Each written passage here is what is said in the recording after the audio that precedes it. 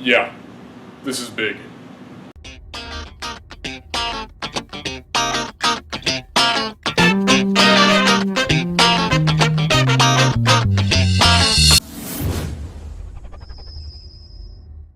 So, Star Wars.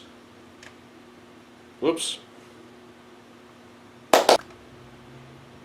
Sorry, Indy. So if you've been watching my vlogs for a while, I've mentioned Star Wars a few times before, and it's no big secret that I have some very, very mixed emotions when it comes to Star Wars. And as a disclaimer, this is not a hate-filled rant. This is just me bearing my soul. So, Star Wars. Let's take this from the top. So back in the mid-1990s, I was a huge, huge Star Wars fan. I had all the toys, I had all the collectibles, all the action figures, you know the drill. Heck, I even checked out the Star Wars radio drama from the library. Yes. Then, in the summer of 1997, something amazing happened, not just for my 13-year-old self, but for Star Wars fans worldwide. The Star Wars trilogy, called the Special Edition, was released in theaters. How much better could life get for a Star Wars fan? For the first time, everyone who had missed these movies in their first original theatrical run could finally see them on the big screen. And with THX, picture and sound, and with new special effects, and McDonald's. Was it McDonald's? A well-known fast food chain was doing Happy Meal toys. Star Wars Special Edition toys. I loved it. Now, of course, the Special Edition had some changes. I didn't really care. Now we come to 1999. Star Wars Episode 1. I liked it. Heck, I still like it. I loved it. Yes. Yes, I like Star Wars Episode 1. I thought it was great. I saw it 9 times in the theater. With Episode 1, I added about 20 new action figures to my collection. And again, Pizza Hut, Taco Bell, and KFC were doing Happy Meal toys. Each of those restaurants was doing toys from a specific planet. I loved it. And of course, I had all the toys. What can I say?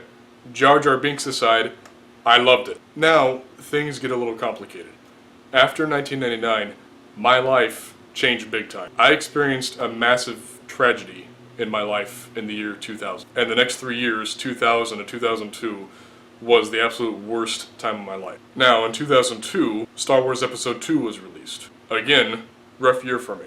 Call it the low ebb I was at, call it just how alone I felt in my life at that time. But when I saw Star Wars Episode 2, I began to see the flaws, the problems with the new Star Wars movies. The CGI overkill, the bad writing, the bad directing, etc. In fact, this is the only thing I like about Star Wars Episode 2.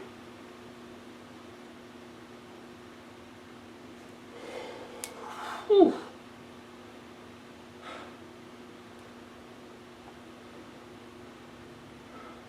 Okay, go away. Whew. Moving on.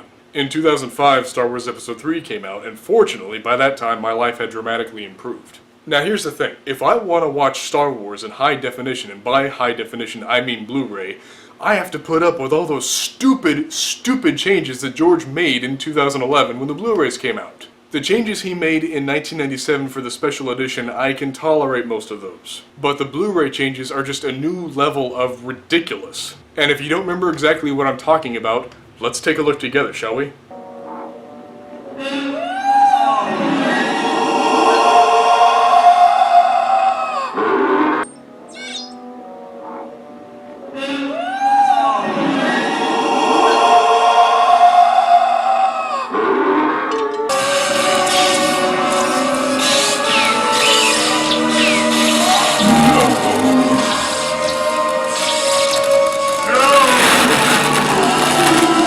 Now, there are hundreds and hundreds of videos right here on YouTube of fans ranting about the Blu-ray changes. I'm not going to add to that, but I will say the fans are split right down the middle. They either hate the changes, like I do, or they adamantly defend George. I've seen the argument many times that no matter how much George changes these movies, he can still keep changing them because it's still Star Wars and they're his movies to change.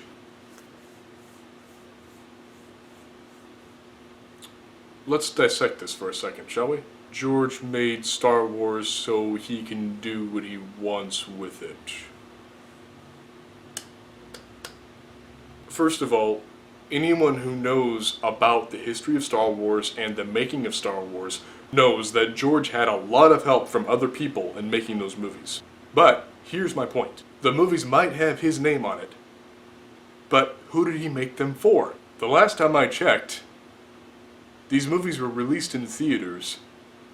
He made them for the public. He made them for us.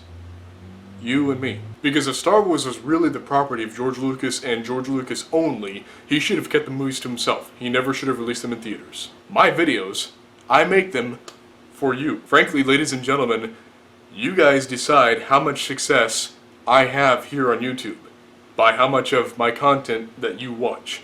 I do this for you guys, to make you guys smile or laugh. If the videos I make on YouTube were my videos, then I wouldn't upload them to YouTube and share them with you wonderful people. I am nothing without you watching my videos. Here's the deal, ladies and gentlemen. This is the gist of me bearing my soul. A couple of close family members that I used to watch Star Wars with, I don't have them anymore. My best friend of almost 20 years that I used to watch Star Wars with, I don't have him anymore.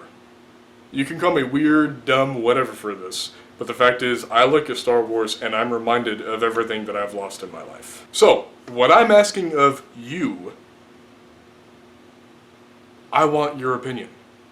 Should I just shift the way I'm looking at Star Wars? Should I view it as a distraction from my pain, the way that I've always viewed the films of my hero, Steven Spielberg? Should I become a Star Wars fan again? See? No hate! Now, I do want to end this video on a positive note. Back in 1999, when my grandpa and I would go Star Wars toy hunting at Target and various toy stores, there was one elusive action figure that I always wanted and could never find. A Queen Amidala. For some reason, they always got a very limited supply, whatever, I could never track her down. Well, one day in late 1999, I finally found her. I've had this since 1999, and for the last few years she's just been in my storage closet. Ladies and gentlemen, now everything comes full circle.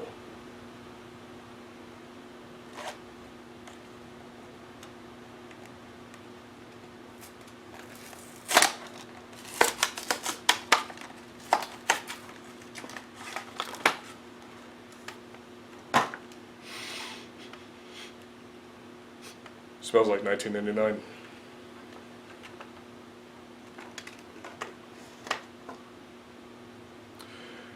And here she is. And that was a one-take deal, by the way. Ladies and gentlemen, thank you so much for watching. Please, I really want your opinion on this. Should I get back into Star Wars? And in case you're wondering, yes, I could not be more excited for Star Wars Episode 7. It gives this video a big thumbs up. It does this whenever it's told, or else it gets the hose again. It shares this video with its friends and family. It does this whenever it's told. It leaves some comments. Some very nice comments, because we're talking about a touchy subject here, Star Wars. And it hits the subscribe button if it hasn't already. It does this whenever it's told. Thank you again for watching. I love you all, and I'll see you in the next video.